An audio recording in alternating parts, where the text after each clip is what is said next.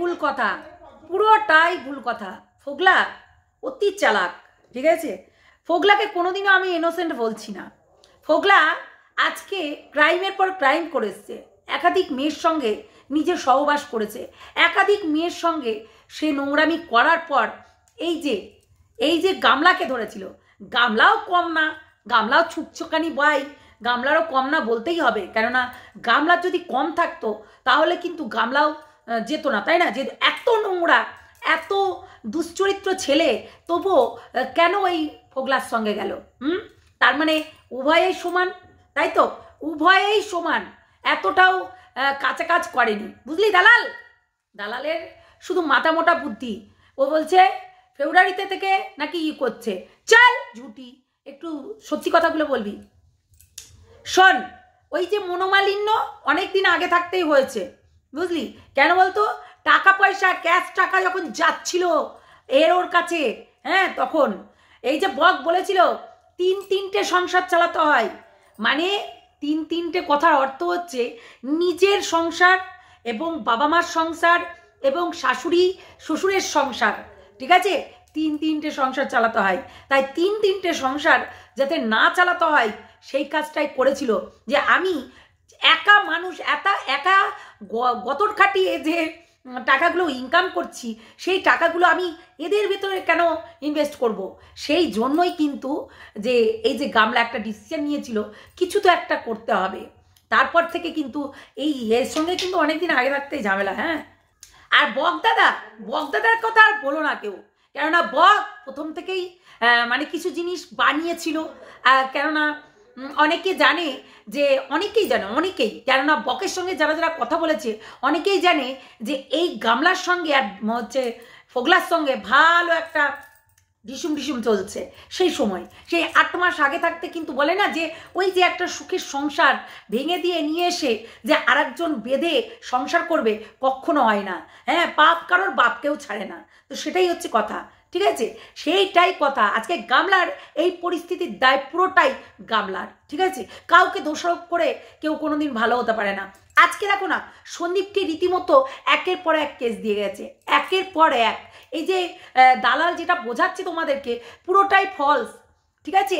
এই বকের সঙ্গে যেই দিনকে এই যে বিশাল গেল, গামলা গেল বকের কাছে, এবং গামলা যখন বকের কাছে গেল সমস্তটাই খুলে বলল, তখন কিন্তু এই বক বারণ করেছিল, রীতিমতো বারণ করেছিল যে ওর কাছে গিয়ে তোকে আর টাকা পয়সা ঢালতে হবে না, তুই এক কাজ কর, তুই যেটা করার সেটা কর। সেটা তো তোমাদের কাছে প্রকাশ, পুরোটাই আমরা মানে এই ফোগলার একটা কল রেকর্ডিং শুনিয়েছিলাম, যে যার মানে সন্তানের হতে পারে না সে আর কার হতে পারবে। অ্যাকচুয়ালি সেটাই, যে যার সন্তানের হতে পারে না সে আবার কার হতে পারবে? তোরও হতে পারবে না। তুইও তো কম না ফোগলা, তুইও তো কম না, তুইও তো আচ্ছা একটা শয়তান, আস্ত জানোয়ার একটা। অ্যাকচুয়ালি ফোগলাকে যতটা ভাবছো ভালো, ভালো আমরা কোনোদিনই কেউই ভাবিনি ফোগলা ভালো, ঠিক আছে? গামলাও যতটা নোংরা ততটাই। দুটোকে দাঁড়িপাল্লায় যদি বসানো যায় একই দাঁড়াবে, দুটোকে যদি দাঁড়িপাল্লায় বসানো যায় একই দাঁড়াবে। প্রচণ্ড হারামি একটা, ঠিক আছে?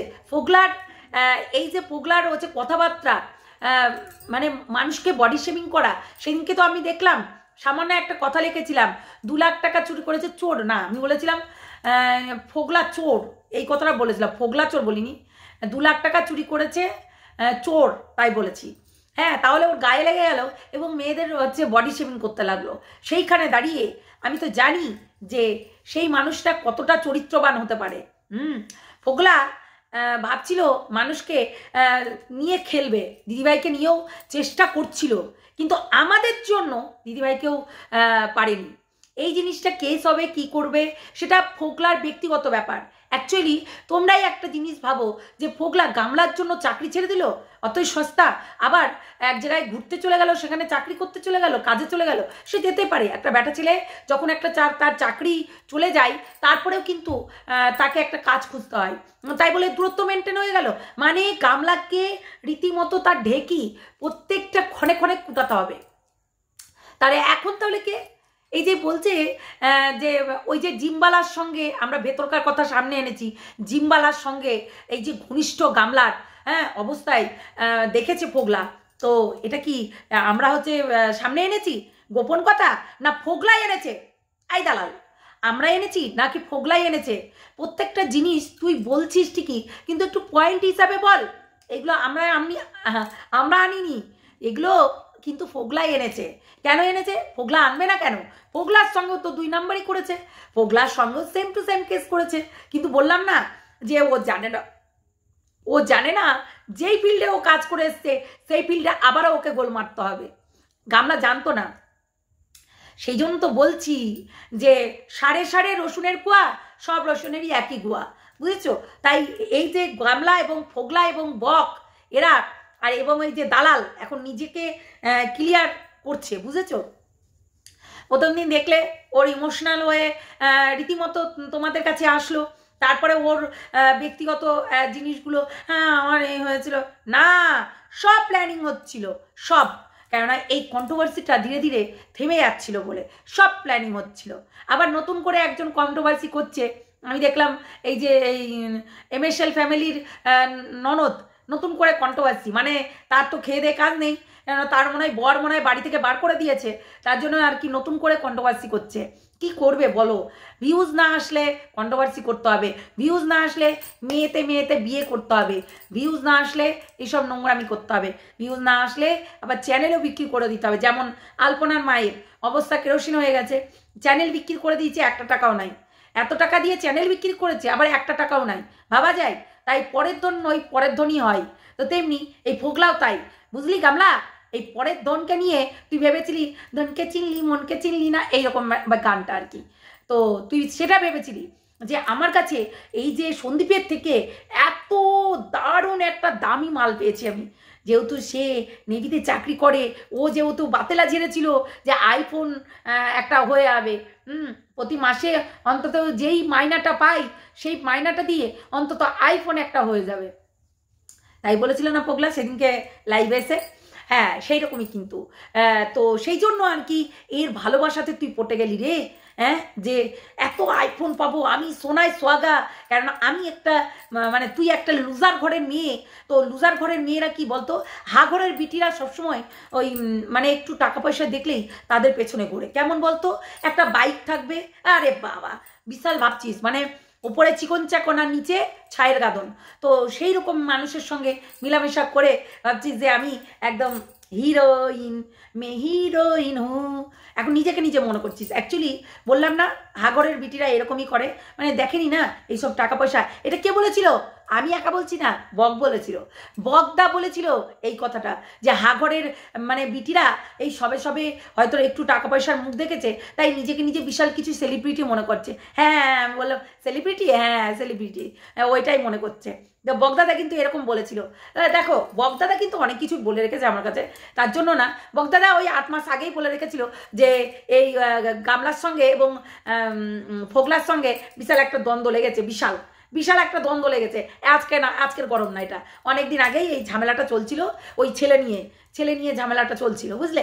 তা অনেক কিছু নিয়েই ঝামেলা চলে, মাঝে মধ্যেই টাকা পয়সা নিয়ে ঝামেলা চলে। আজকে যদি গামলার অ্যাকাউন্টে টাকা পয়সাগুলো সবই যদি চলে যায়, তাহলে সেই টাকা পয়সার কোথায় গেল? সেই টাকা পয়সা কোথায় গেল? দেখ গামলা, সন্দীপকে তো বেশ কেস টেস খাইয়ে দিলি, আর এই যে এই ফোগলাকে খাওয়াতে পারলি না, ফোগলাকে খাওয়াতে পারবি না, কেননা ফোগলার সঙ্গে তোর একটা অন্যরকম।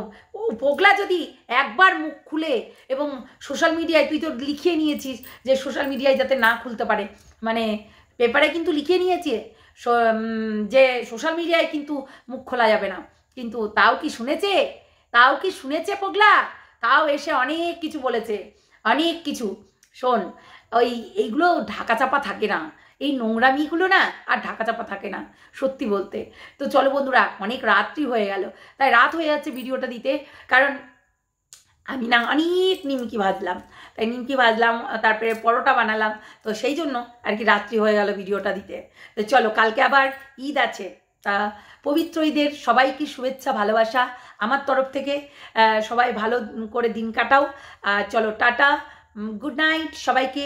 আর যারা নতুন দেখছো আমার চ্যানেলটা অবশ্যই সাবস্ক্রাইব করবে এবং বেল আইকনটা বাজিয়ে রাখবে, তাহলে তোমাদের কাছে প্রথমেই নোটিফিকেশনটা আগে যাবে।